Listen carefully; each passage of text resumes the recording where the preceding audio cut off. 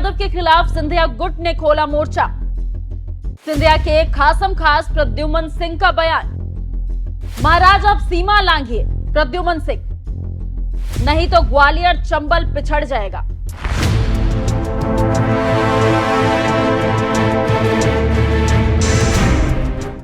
नमस्कार, news express देख रहे हैं आप, आपके साथ मैं हूं खुशबू राय। मध्य प्रदेश में सिंधिया पहले भी बिसराए गए और अब भी बिसराए ही जा रहे हैं।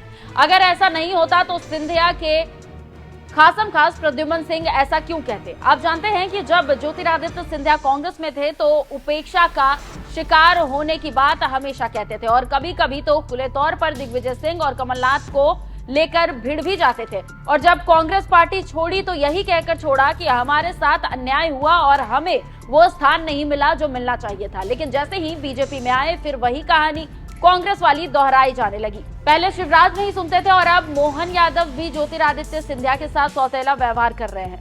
तभी तो ज्योतिरादित्य सिंधिया के खासम खास प्रद्युमन सिंह ने सिंधिया के सामने वो बोला जो बोलना नहीं चाहिए था और अब तो सिंधिया को लेकर तरह तरह की बातें भी कही जाने लगी है और भोपाल से लेकर दिल्ली तक हलचल मची है।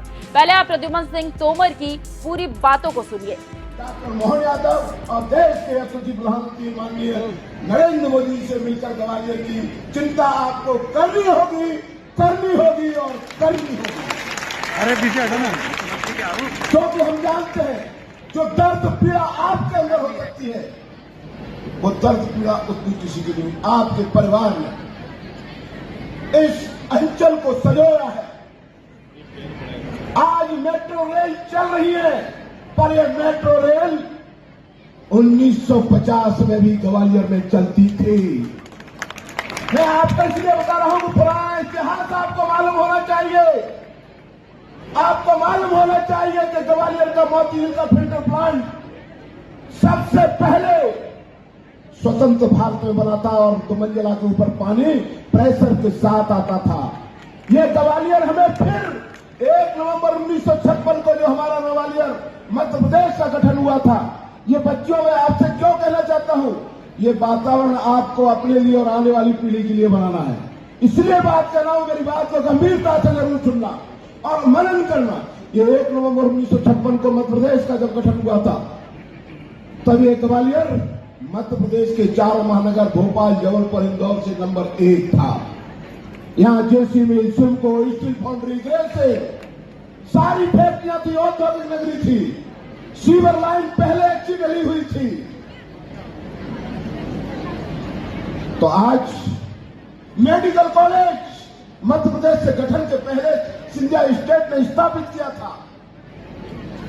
आज हमारा ग्वालियर थोड़ा पीछे जा रहा है और जब ग्वालियर की उन्नति, हमारे ग्वालियर की उन्नति होगी तो आपकी उन्नति होगी कि नहीं होगी?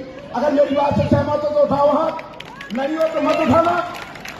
तो फिर इस ग्वालियर को नंबर 1 बनाने के लिए मेरी महाराज श्रीमंत ज्योतिरादित्य सिंधिया जी साहब आपसे सेवक की विनती है कि आपको आगे आना ही पड़ेगा। कुछ मजबूरियां हो सकती हैं, उस सीमा रेखा को आपको ही लांघना पड़ेगा। इस सेवक की इतनी विनती है कि हजारों बच्चियां जो बैठी हैं इनका भविष्य आपके ऊपर है और ये सेवक आपको विश्वास दिलाता। महाराज, आज ये प्रद्युमन सिंह तो हमारे यहां खड़ा हुआ है, मेरा जैसा साधारण व्यक्ति, बहुत ज्यादा पढ़ा लिखा नहीं, बहुत ज्यादा पैसे वाला नहीं, पर एक साधे सब सदे और सब साधे सब जाए। मैं राजनीतिक लोगों से भी कहना चाहता हूं कि राजनीति में धैर्य और संयम रख करके काम करना सीखो। जल्दबाजी में कुछ नहीं रखा। तो मैं इतनी बात कह के महाराज समाप्त करूंगा। आपको प्रणाम और आप सभी को प्रणाम, धन्यवाद, जय हिंद।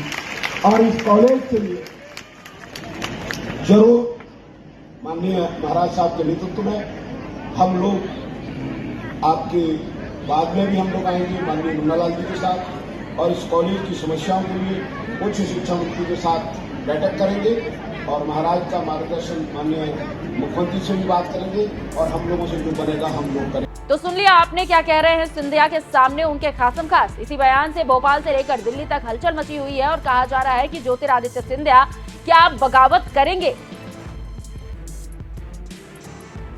जानकारी देते चले कि जिस ज्योतिरादित्य सिंधिया की तूती ग्वालियर, चंबल से लेकर भोपाल तक बसती थी, वही सिंधिया आजकल अकेले पड़ गए हैं।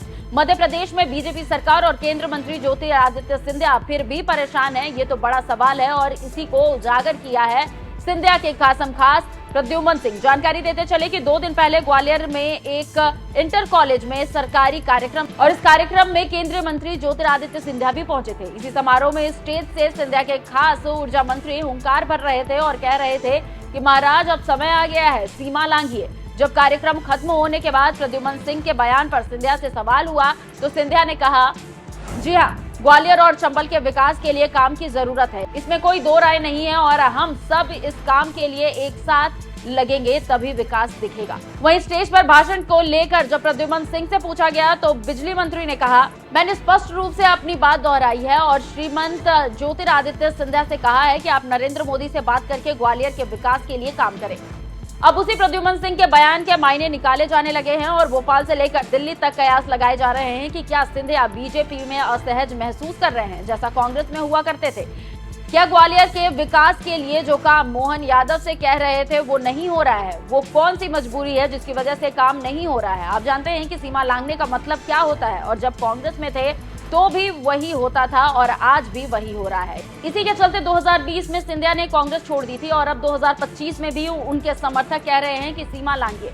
तो इसे क्या समझा जाए, देखना होगा कि आगे क्या होता है। लेकिन सिंधिया के सिपहसालार का बयान काफी खतरनाक है और काफी हलचल पैदा करने वाला है।